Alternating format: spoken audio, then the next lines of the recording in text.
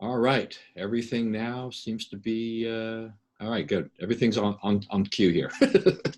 Well, welcome everyone. Good morning. Welcome to Accuracy in America. I'm Don Irvine, and joined once again on another Friday with my Liz Matory in yet another location. Undisclosed. Undisclosed. Yes. Some bunker. I'm closer to Liberty, but not quite there yet. But I'm on the search. Yes.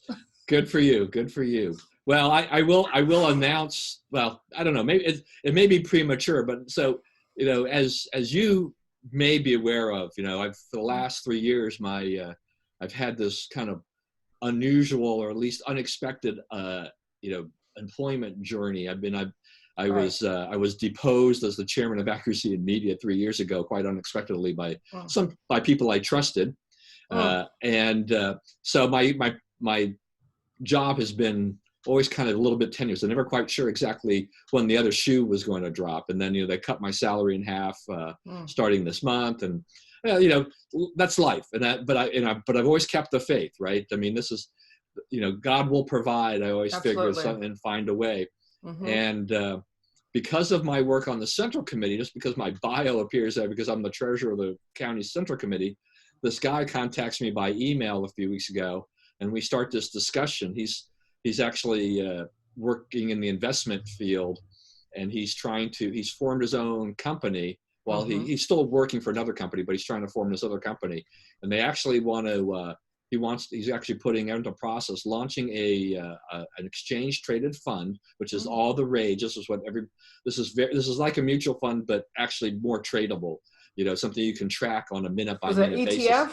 ETF, right? Damn. And they're developing this thing so that it is for with conservative principles in mind. This is a very high bar to set in the sense of trying to do something that mimics the S&P 500, but also takes into account, the politics of Starbucks. Yeah. Won't qualify. It'd be a large cap fund, but Starbucks doesn't make the cut. Mm-hmm. That type of thing. But he has investment experience and expertise, but he doesn't have a lot of political experience or researching these companies. Right. So he's approached me. We had dinner last night and things like that. And he's basically, I think he's throwing out the idea that I'd actually maybe wind up going to work for them to become their spokesperson and their researcher and whatnot. Mm-hmm. So who knows? I may be switching careers, quite unexpectedly. Wow. I told him last night, I do like my schedule where I can control it. Right. So I'm thinking that COVID, as bad as it has been, since it forces most of us to work at home anyway, may give me the flexibility that if this works out right, I can kind of start off slowly, work from home, still maintain a schedule, still do this other job, right? Right. And actually, make up for the shortfall in my income and wind up, and doing something. I love investing. I love the investment world. So this would be kind of an interesting thing to pursue, a different passion of mine without having to become a stockbroker. Well, you've said the tag words perfectly. It's like you love it. It's your passion and you have the expertise. And flexibility. That's perfect when it comes to what we're looking for in our own careers. We all know that the 21st century has sort of, turned careers and jobs on their heads.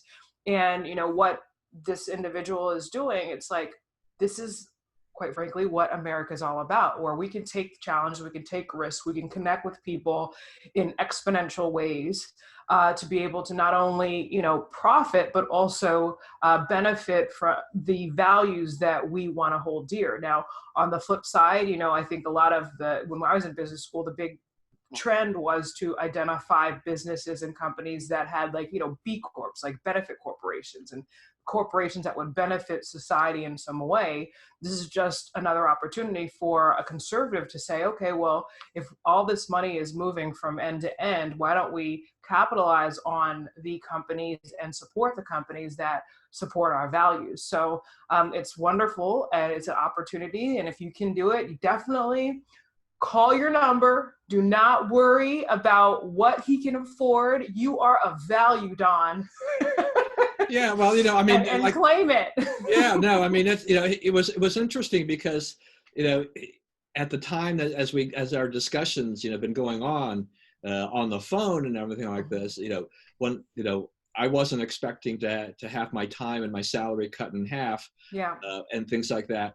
And, I have spent my entire career really never trying to make a lot of money. It was just really for the cause. It is pursue the passion, do the thing for the cause, and everything like this. But this guy is, potentially offering me an opportunity, and I don't think I have every reason to believe that he's being completely honest about what he's saying to me.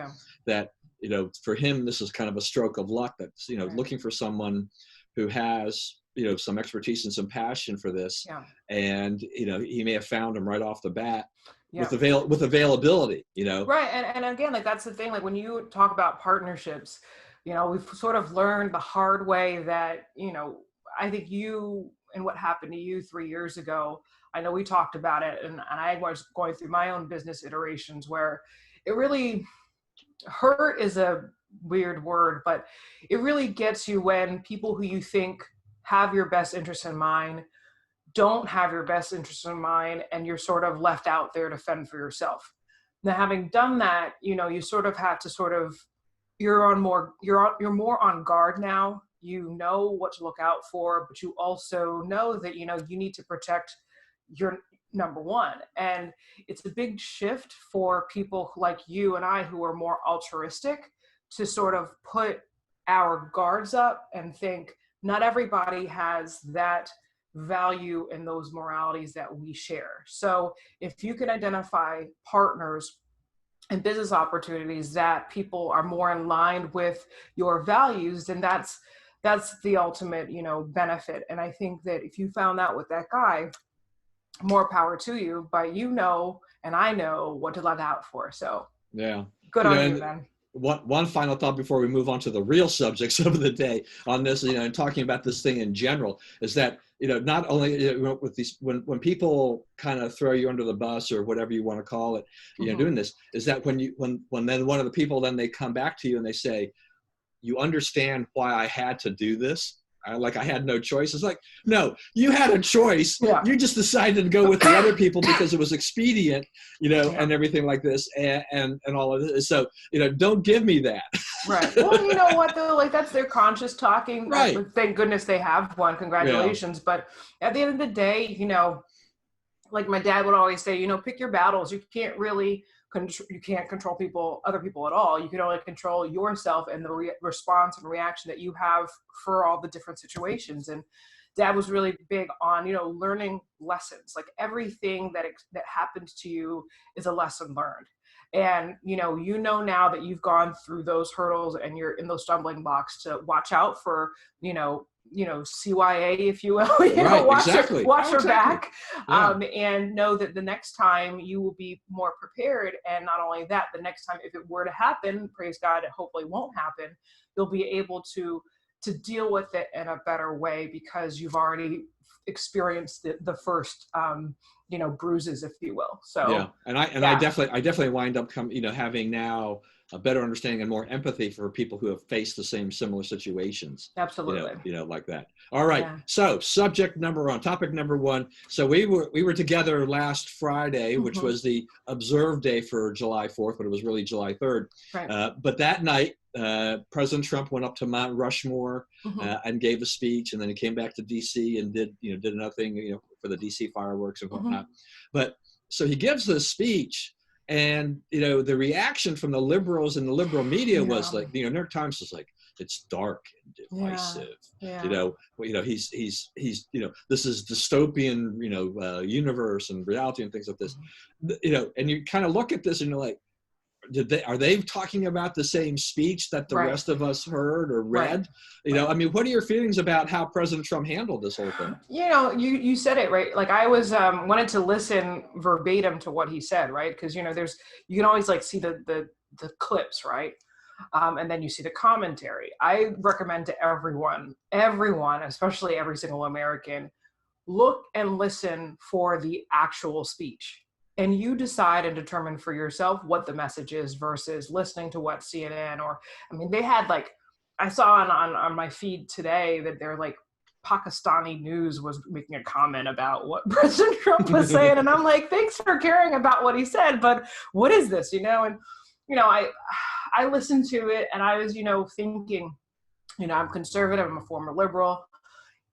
With my ears, I heard unity, I heard solidarity, I heard that as every generation of Americans, we build on the strides that the prior generation, forged. All of the history got us to this point. I heard that whether you're first generation American or 10th generation American, this is your shared heritage. And we as one America benefits this, that, and the other. All the scientists, the artists, the architects, and the engineers, that play on words, that is the power and the strength that we share together. And then he also said, very conservative, check mark to conservatives, that we believe that in this country, you are able to tap into your God-given potential and thrive. That is our belief, our shared belief. So I hear that, but then I'm like, okay, well, I know I'm a conservative. I'm already receiving that in a sort of welcoming, environment in my own ears. But who out there is listening to that same message and viewing that as a dark statement? And I'm like, that's my concern, and that's where I struggle. Where if you're an American, that's it. It's like I just don't see how one would start thinking and reject that, because that is what we actually fundamentally believe. And I very much struggle with it. I really, really do. Yeah, and see, I think, one of the things that happens here too is that the media, the liberals and the liberal media, I mean, they're really almost one and the same in a lot of ways. It's just that their disapproval, their hatred, their animus, whatever you want, for President Trump is so large, is so huge, that even when he gives a speech that is as good as it was, and trying on celebrating America and who we are and what we are as a country, that they have to, rather than congratulate him for giving a good speech and trying to bring us together at a very difficult time in our history, they further widen the divide. Right.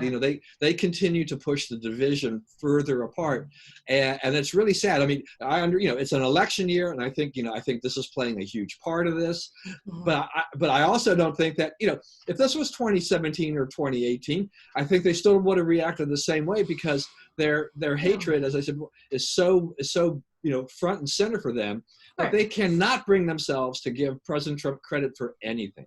Well, this is not the first time, too. I think 1 or 2 July 4ths ago, I don't know if it was last one or one before. Remember, he did a salute to American military. Remember? Right. I think it was last year, actually, and it was like all bells and whistles. Like, I think he wanted, they think, oh, it was such a Maoist thing for him to do, is to have this crazy, over the top salute to, we had soldiers running the streets. Yeah, I think they had. Didn't they bring like a tank and stuff like that?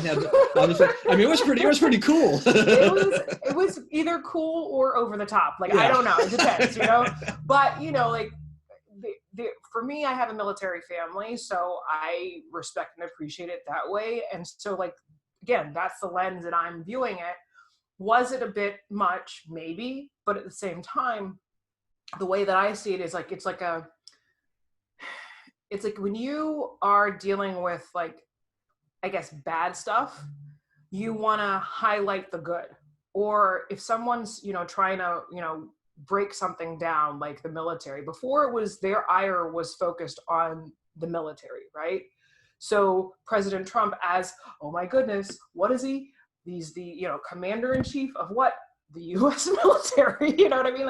His way of combating that downplay of the military was to highlight it and champion it, right? So from then to now, it's almost as if attacking the military wasn't enough in that year. Now this year is again ramped up to a point where we're gonna not just attack the president. We're not gonna just attack the military. We're not now just going to attack the police. We're going to attack the entire country in itself. And that's the problem. Our country only exists because of the citizenry. So it's this crazy, catch-22 for the left or the liberals, really not the left, but the liberals particularly, where it's when you're going to go attack the United States, then you're attacking yourself. And so you've got to decide, where do you draw the line? Because ultimately speaking, as American citizens, it's set up so that we are responsible for our republic, no one else. No monarchy, no top down. Like, it is fundamentally our responsibility to protect and defend. So, I think it's going to be very interesting to see how the average citizen responds to all of this, because, there's going to be a line. For me, my line was crossed 4 years ago, or they crossed my line 4 years ago. Now, are there going to be lines that are drawn in the sand that the average other Americans are like, I can't go that far. I'm not willing to go that far. And we'll see how far people are willing to go. Yeah, I mean, I have completely forgotten about that salute to the military and all the stuff that had gone on. I have a friend of mine who works for the National Park Service. So she works in an area where one of the things that she has to do is that she sees all the permitting, for things and for large events. Frequently she works a lot of these large events, so she gets to see a lot of the stuff up close and personal, and things like that. So she'll frequently comment on her Facebook page about some of the things that she's seen. Even when Hollywood was shooting things in DC before all the shutdowns, sometimes she would actually be working the scene when these Hollywood actors and actresses would come around. That's and she'd really get cool. Well, yeah, it was kind of cool. But this brings to mind that maybe did Trump miss a potential opportunity? This would have been a little tricky in some respects, but to create a salute to first responders this year. Well, funny you mention it. Okay, so I'm kind of transient, right? So I was passing along Silver Spring in my corner market around the corner from my condo, and there was a salute to first responders sign out in front of my corner market. And I remember literally last week, I was like, okay, there are 4 silhouettes. I think one of them is actually blocked with tape. And I'm like, oh my goodness, did they block the picture of the police silhouette? And it was a corner of my eye. I was in my car and I'm like, that's messed up, but I had to keep on going. And I wanted to go back and take a darn picture of it, because I was like, that's messed up, man, that's messed up. And then the next week when I was going down and getting my coffee or whatever, somebody had removed the taped over portion, and it was the police officer silhouette. And I'm like, dang, man, that's so messed up. You missed that opportunity. But I was thinking about it, and it's like, again, there goes my point. It's like, how far are people willing to go?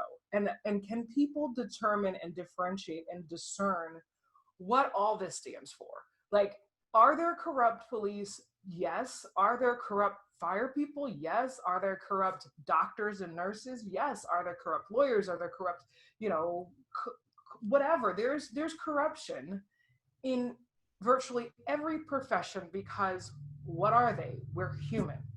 Corruption, unfortunately, is sort of, some people argue, is our default, right? But when it comes to society and how we're going to live our lives in a shared society, are you willing to villainize an entire portion of the population because of really, really bad actors? Or are you going to address the bad actors and move forward and identify better ways of living your life? I'm so glad he did not do salute to first responders, because again, they deserve a holiday as well. There's been so much really, really, really, it's a hard decision to be a first responder to begin with. You are signing up, kid you not, your job is to be in danger for the rest of your life, in danger of viruses, in danger of gunshots, in danger of fires, right?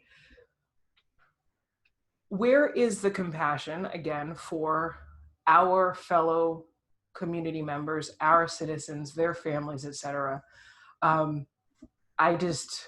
It's hard. It really, really is hard. I think that people need to find a place to find compassion. I really, really pray that that's something that people are looking forward to. And it's not going to be through our president, because he tends to be a divisive person, but it will have to come down to neighborhoods to neighborhoods, families to families, blocks to blocks, communities to communities, and individuals to individuals, to determine how they're going to live their lives. Yeah, that's actually kind of an interesting idea that, kind of having some kind of first responders holiday. But as you were talking, the thought did come to my mind actually because of all the stuff that we're going through, with the police Yeah. issue.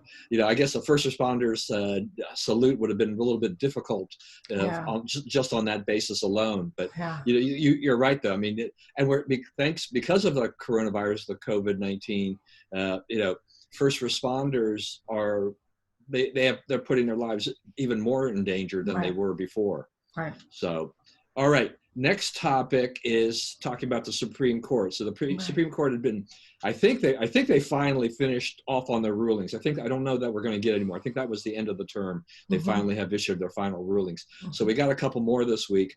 One was about that Little Sisters of the Poor and the contraception, the whole thing under Obamacare. Right. And the Supreme Court stood with the Little Sisters that, if you have a religious, objection to providing contraception and things like that, then you do not have to. So that was a huge victory for the pro-life forces, I think on that end. And then the second part of that was the one we just got on President Trump's tax returns. Right. That was a little bit of a mixed bag. I think generally probably a little bit more negative because the Supreme Court left a door open there for Congress to potentially, if they did it a specific way, to actually get access to those records. But they did kind of qualify everything that, this cannot be a fishing expedition. Right. But the bottom line is that President Trump is not going to have to release his tax returns before the election, which is really what the whole thing was all about to begin with. Right.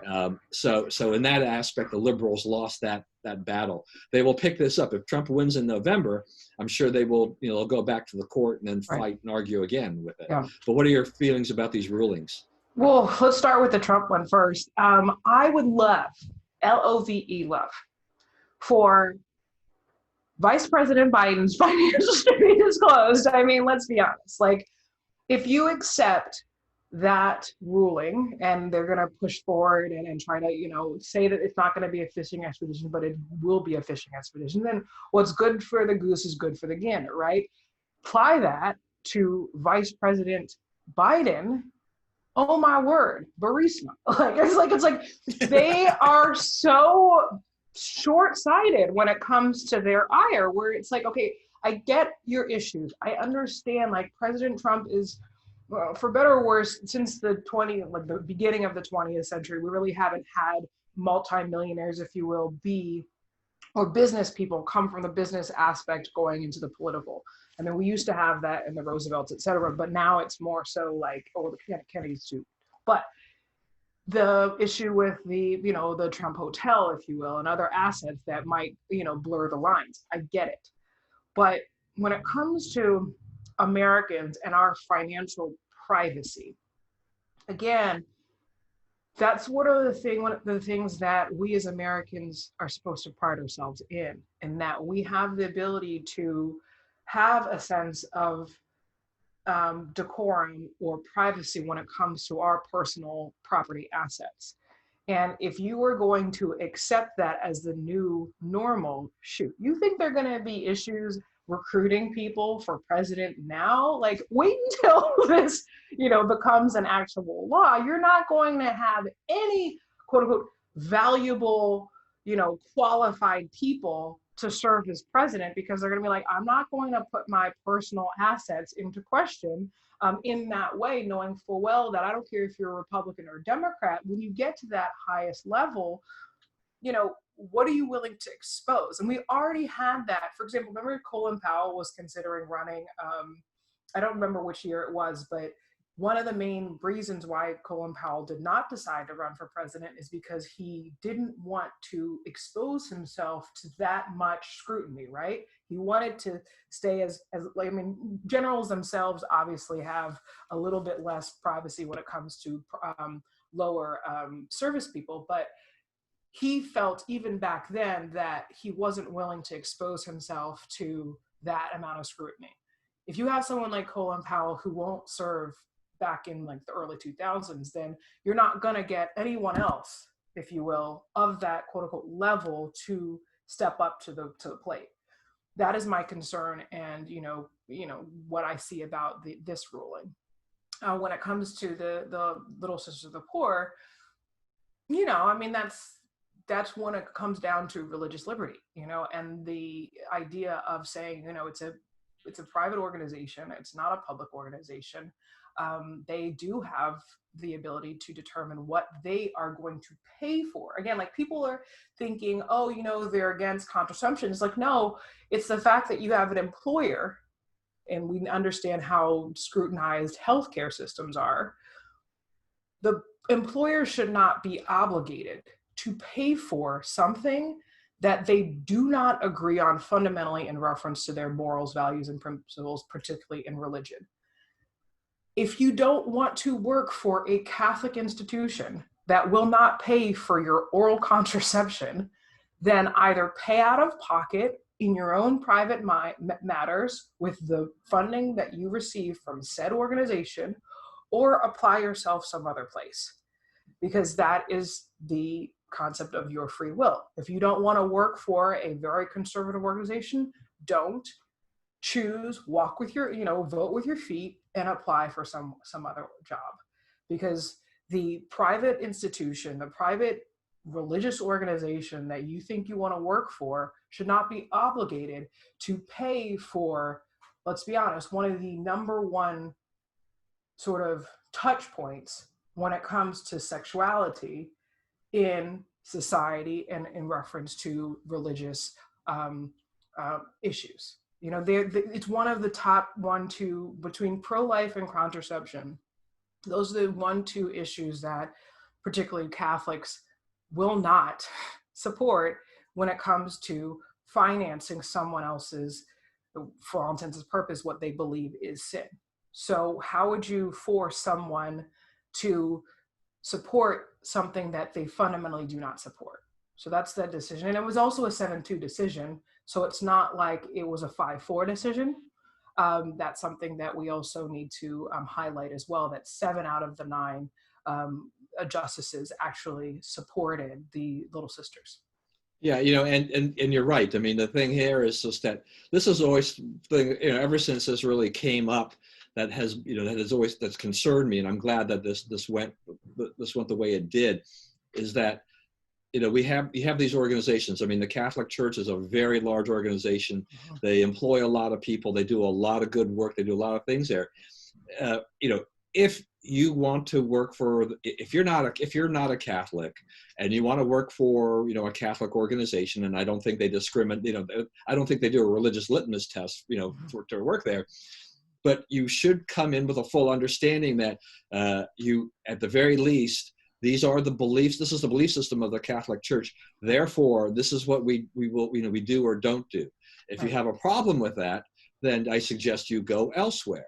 And this, but to have society or have the government, come in and say, no, we don't care what your religious values and beliefs are. You have to do this. That's absolutely ridiculous to force them to go against that. I mean, then it's like, then why bother having these religions to begin with in a lot of ways, right? Well, that's the whole point. And again, you talk about like the government enforcement. I mean, I didn't even gotten to the point of government. It's like, as an individual, that's your freedom as well. I mean, you have the freedom to choose where you want to work versus a lot of other societies and societies back in the day where you're forced to work here. No one's forcing anyone to work anywhere. That's what we got rid of on 13th, right? So 13th Amendment, so like, I just, I know for a fact for me, when it comes to sexuality and when it comes to women's sexuality in general, I've personally taken a 180 when it comes to contraception and abortion and birth control, etc. So I understand like this whole spectrum of what people's statements, values, beliefs, and principles have been, because I've really traveled the whole gamut. But also as a business person and as an employer in a private setting, you also have those responsibilities and financial obligations as well. So I think, again, people tend to think of this is, the very narrowly focused, this is against contraception and against abortion. No, it's the fact that on top of that, as you said, the government is forcing a private employer to pay for something that they fundamentally do not support morally and religiously. That is really the portion that the Supreme Court is ruling on, not the idea of contraception or the idea of abortion. That's why the pro-choice side they're trying to take more than that's really there, if you will.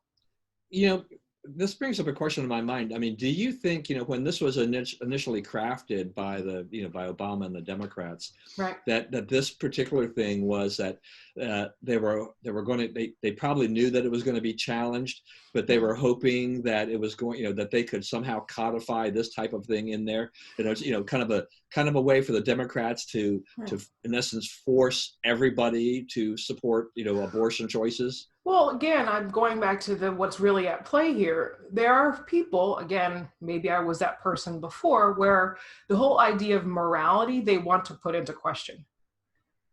I don't know when it happened. I think it's a culmination of 40, 50 years, if you will, that they don't want to keep sex as an issue of morality.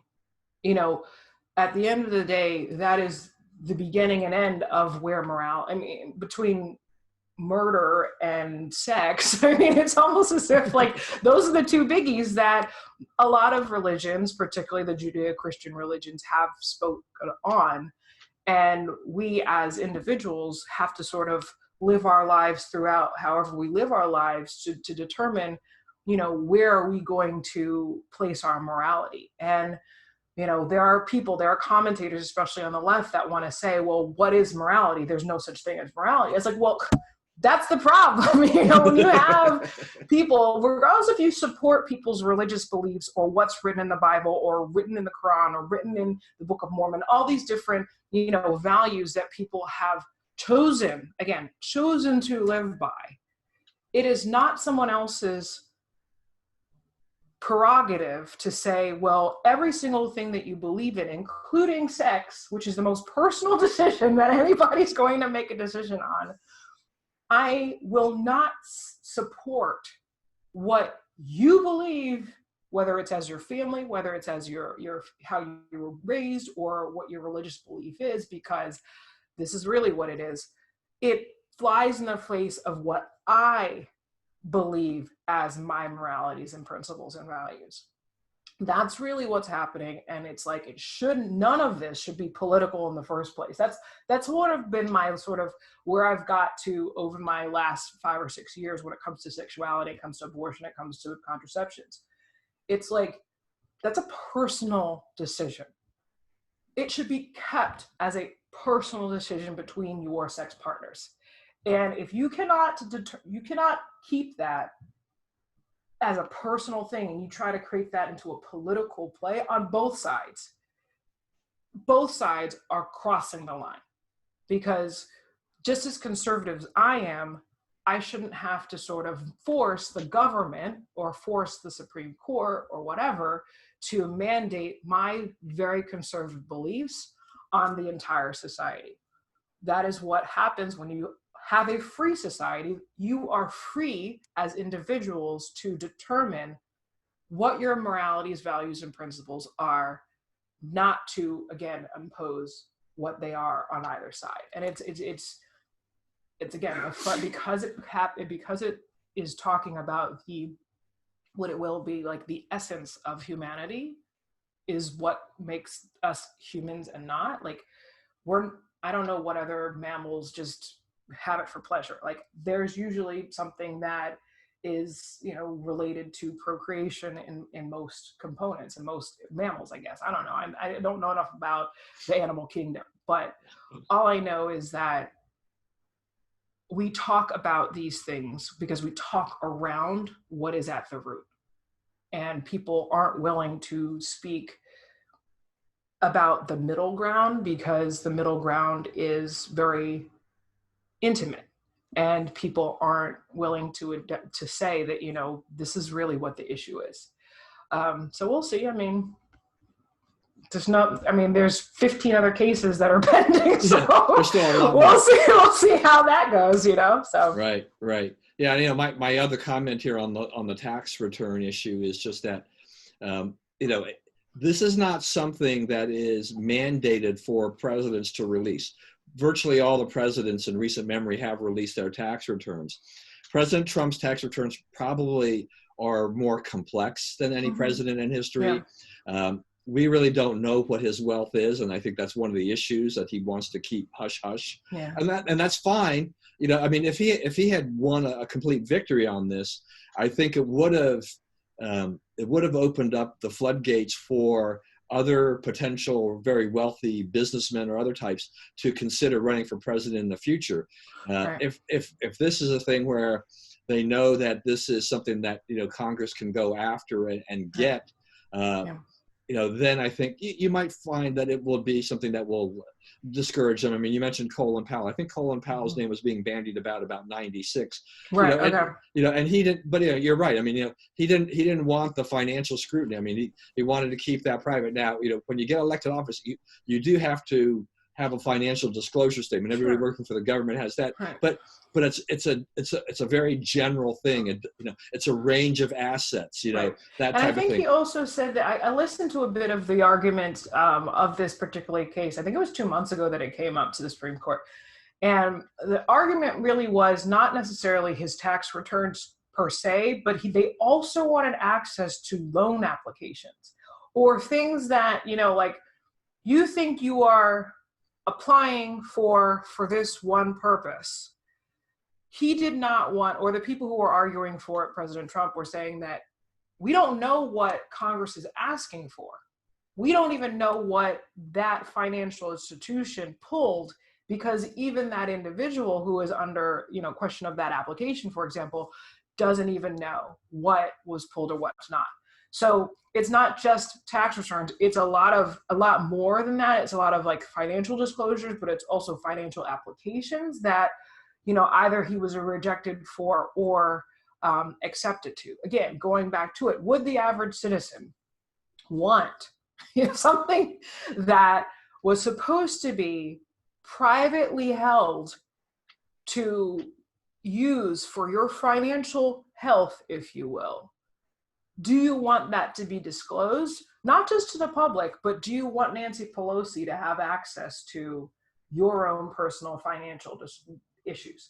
That is the problem. And again, if we are wanting to have more of that freedom, that American, for better or worse, whether you think the financial system is good or not here, this is not the question. The question is, do you want to be that entity, that person that has the ability to take risks, financial risks, business risks, in order to amplify the level of commerce afforded to you and your family and to community and to society? That is what's going to be at risk, not just who gets to serve as president or who's willing to serve as president. It's also trickling down. I'm 45 years old. I want to create this business. If I want to apply for this loan, what if I ever want to dream to be a president while I'm fit by the time I'm 55, 65? Will that 45-year-old self be scrutinized based on that application? Now that is now public record because potentially I'll run for president in 20 years. Those are the sort of, scenarios that will be triggered. Right, and I think the thing too about this is the reason that the words fishing expedition comes up in this whole discussion is because the tax returns really are the smokescreen, because they really wanted these other things as you disclosed. I think the loans, the applications with Deutsche Bank and other things like that. So yeah, and it's exactly why. I mean, they were hoping to find some kind of corrupt or illegal activity there, but that this is where they have gone just too far with all of that. All right, we have to keep moving on. Here's this one I'm curious about your reaction to, though I have a feeling I know what your reaction will be. I don't know. Which is, I don't even know what my reaction is yet. Well, yeah, I mean, so a letter in Harper's was published this week. It was signed by roughly 150 people. They're writers and all kinds of things. I mean, a lot of liberal writers in there. I mean, there's people like J.K. Rowling of Harry Potter fame, and there was an editorial writer from the New York Times, and also the co-founder of Vox, which is not a conservative news site by any stretch of the imagination, and things like that. And there was David Brooks, who is supposed to be he's supposed to be conservative, but he's really not. He writes for the New York Times, and so there was a mix of people in there, and so this letter comes out, and what they're really talking about is that they basically, while they were saying, the discussion about racial inequality and injustice and all this stuff is fine. We need to have that discussion. What the left is doing basically on trying to suppress people who have another point of view or anybody who disagrees with them, they say that's wrong. They says they had an objection to the cancel culture that has been taking over the discussion, our culture, lately, cancel history, take the monuments down, take all this, indiscriminately just do all this stuff, right? And so they put out this letter, and the liberals, there are a lot of liberals have just gone absolutely crazy about this, thinking kind of like, how dare they do this? I wrote a little bit about this yesterday because at Vox, one of the guys, as I said, he's the co-founder of Vox, and he still works for Vox. But there were complaints. There's a trans woman who works for there. She's one of the editors or writers, and she's like, "Oh, the people who signed this letter are transphobic, blah blah blah," on all this stuff.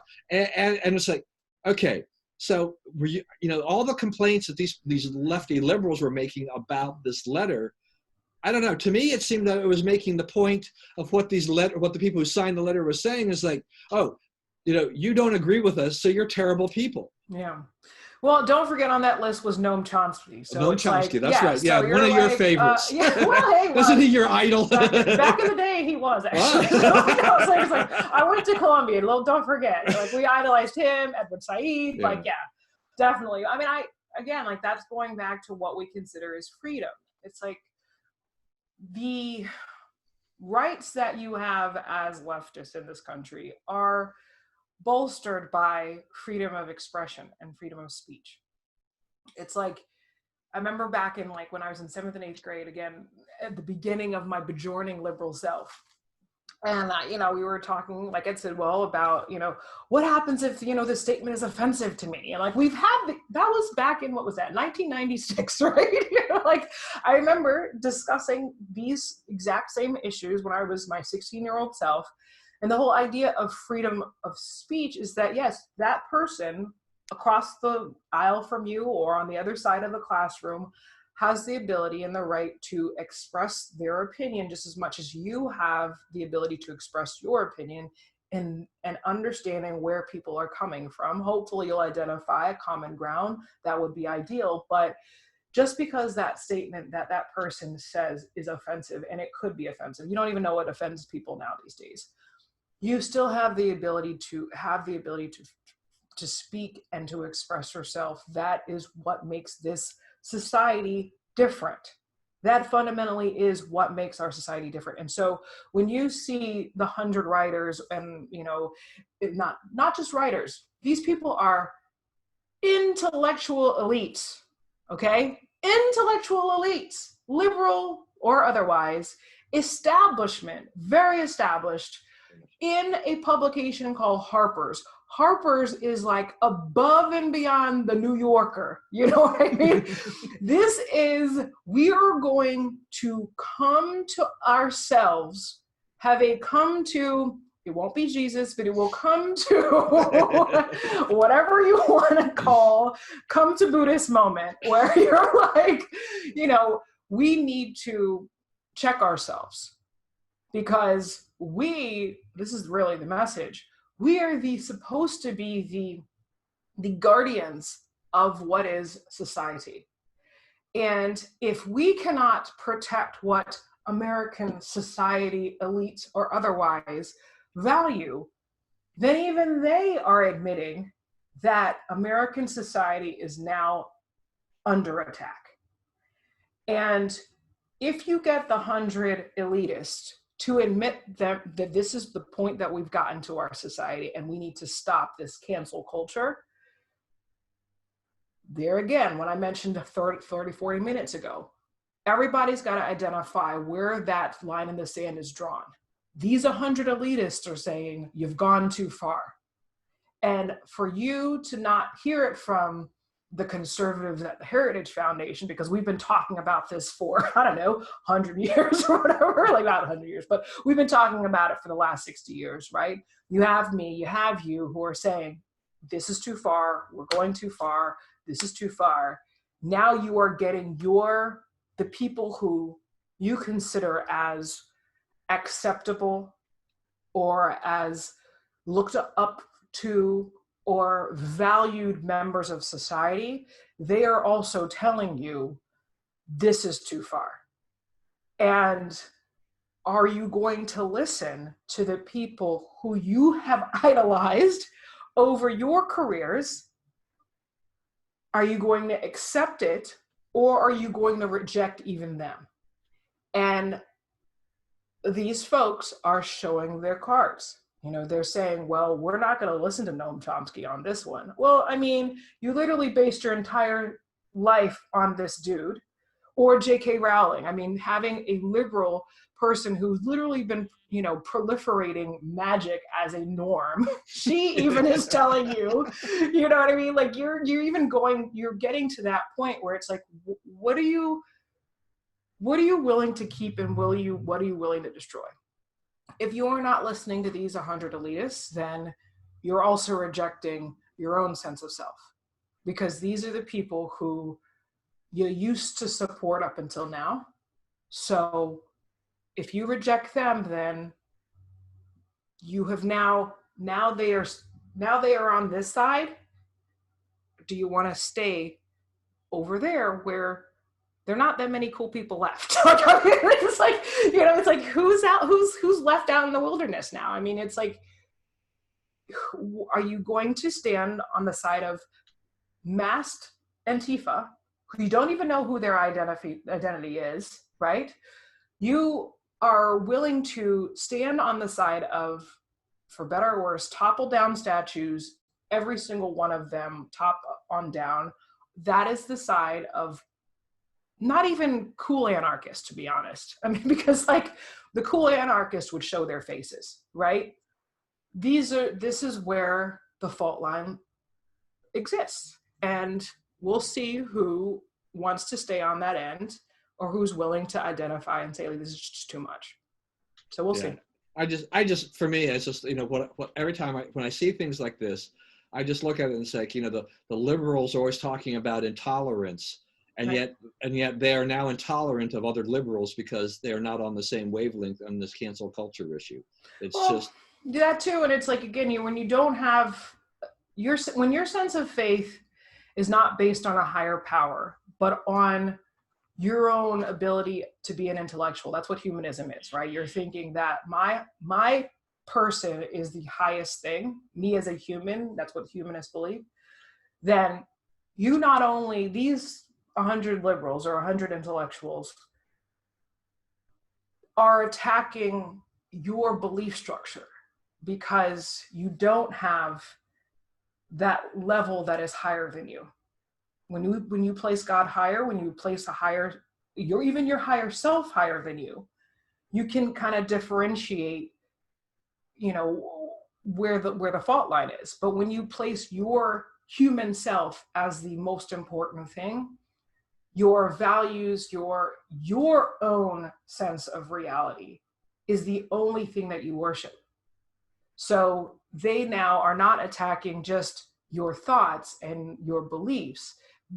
In your view, because you've made human as the apex, they are attacking your sense of religion. And so that's what's happening. It's not just these guys are in disagreement. And that's, again, the fallacy that humanism offers. You know, they want to say, oh, you know, like, you're good without God. Well, okay, how's that working out for you? You know, when you take that out of the picture, this is why they were reacting in such a sort of visceral way, because it's going to their core beliefs. It's not just an intellectual pursuit anymore, which it is for many of us. We're talking intellectually here. For them, their intellectual conversation is their spiritual, is their religion. And they don't divide it, because that's all they have is their intellect. All right, we're going to, as we get closer to the end here, we're going to move up to New York, because Mayor Bill de Blasio is quite the quite the guy, right? All right, so now, so I guess it was yesterday, he was out there in front of Trump Tower, and he helped paint Black Lives Matter on the street there. You know, what's interesting? Wait. Let's be honest. That's the first time you ever painted anything. Okay? Yeah. Well, I find this interesting, because I every time that this is being painted on streets, no matter where it is in the country, they're now calling them murals. And that as a result, also as a result, if you do anything, if you try to deface it, it's also like on city property. So you've committed a crime. You can't cover it up. All these kind of things. But de Blasio made a couple of remarks about this.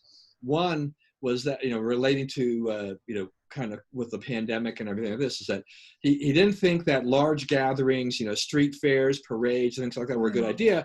But he was fine with Black Lives Matter demonstrations, should they want to exist, because it's a really important issue. Yeah. And then he also said that one of the reasons they wanted to paint this in front of Trump Tower was that because Donald Trump doesn't understand this issue. Right.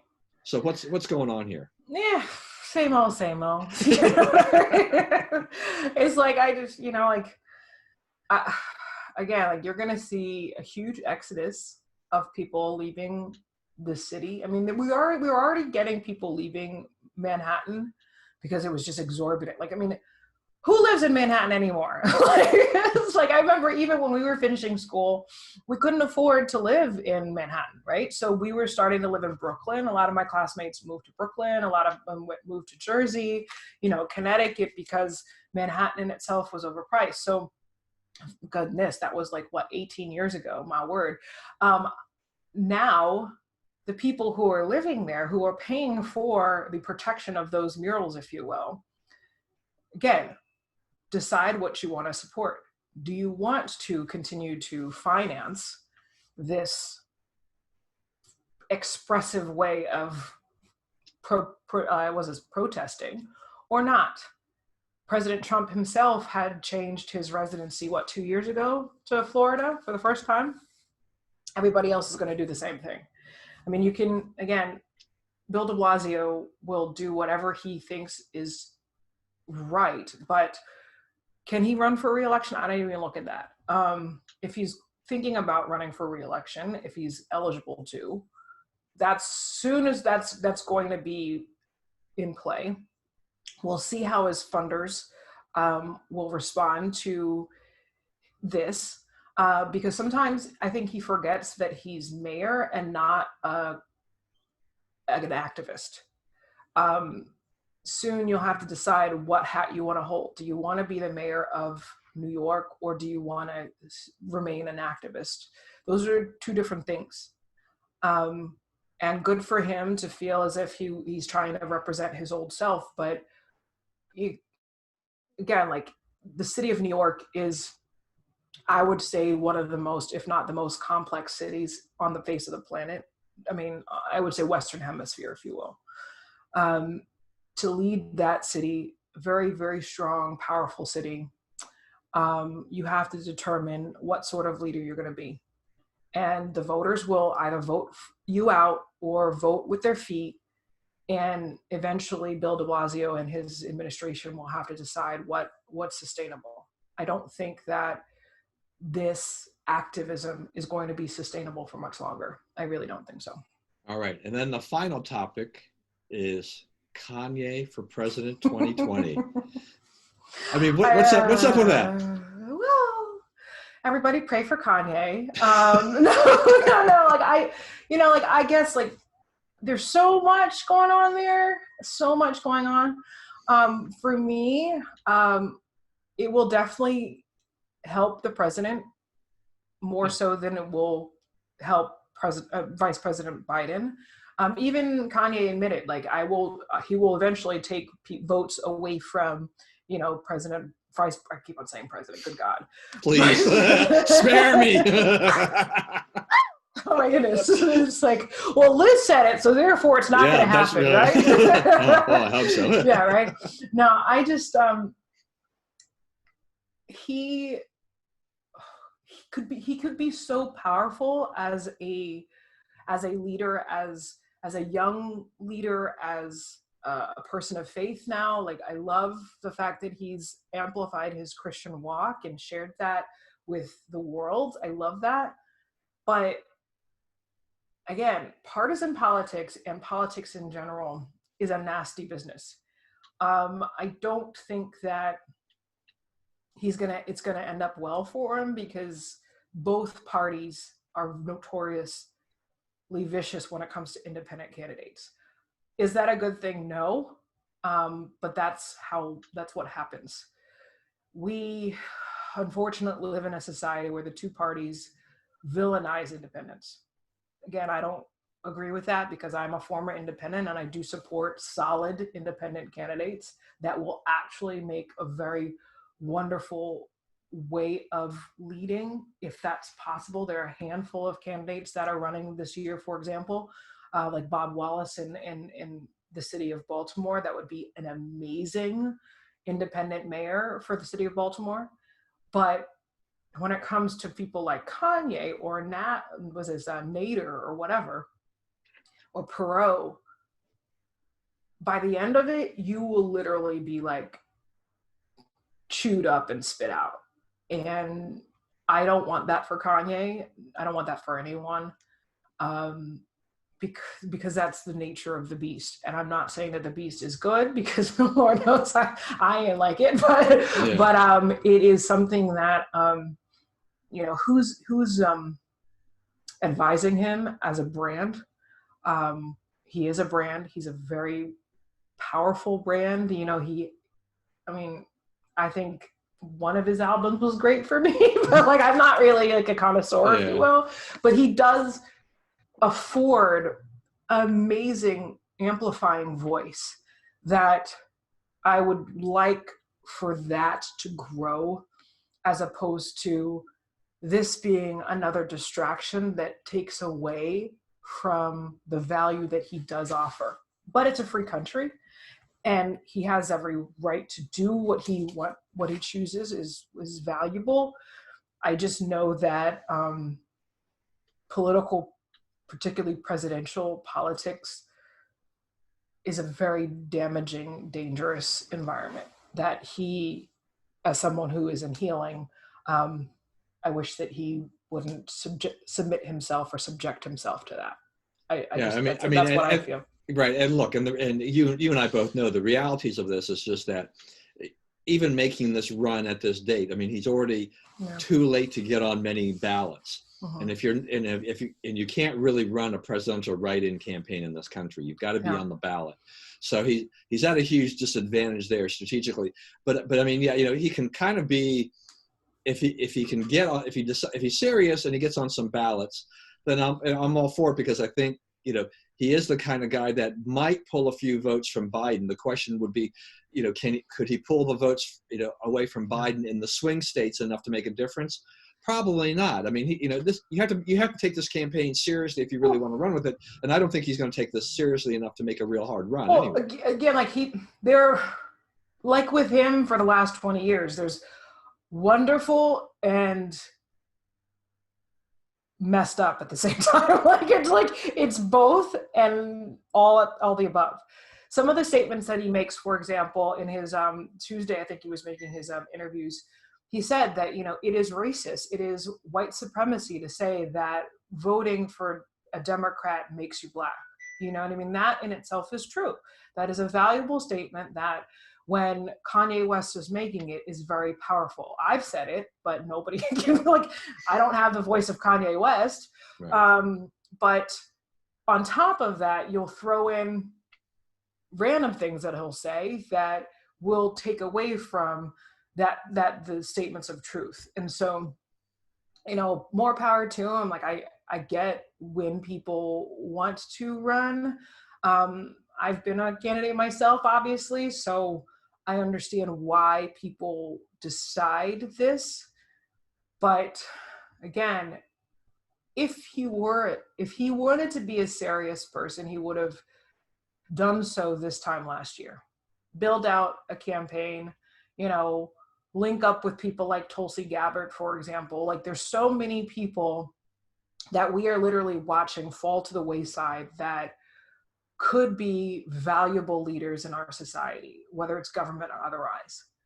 I want these people who are freaking billionaires, like multi-billionaires, to support the candidates and support the politicians and support the next gen leaders that ought to have a seat at the table.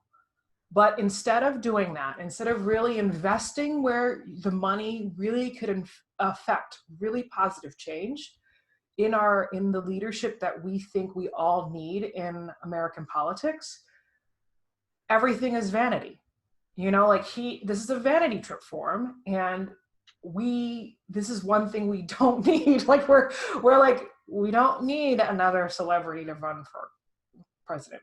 We already have 1.5. Like, can we, again, use our money to really impact the change that we all know that we need it. Everyone from the most conservative person to the most liberal person, the most radical leftist person in the United States knows we need something different. I don't think, no offense to Kanye, I don't think President Kanye West is the different that we need. Well, I think in the Forbes interview he gave too, I mean, I think one of the things he said in there in terms of how he would have his government or whatever it be run like Wakanda, from Black Panther. And it's like, okay, I was like, how seriously can you take the guy when he's talking about Wakanda? Well, hey, if you want to include Wakanda now, you've got to include free energy. Do you know what I mean? Like, if you're going to accept that, accept all of it. I want to see the whole thing. I want to see Sister's Lab. I want to see things come out of like thin air. I want to see all of it.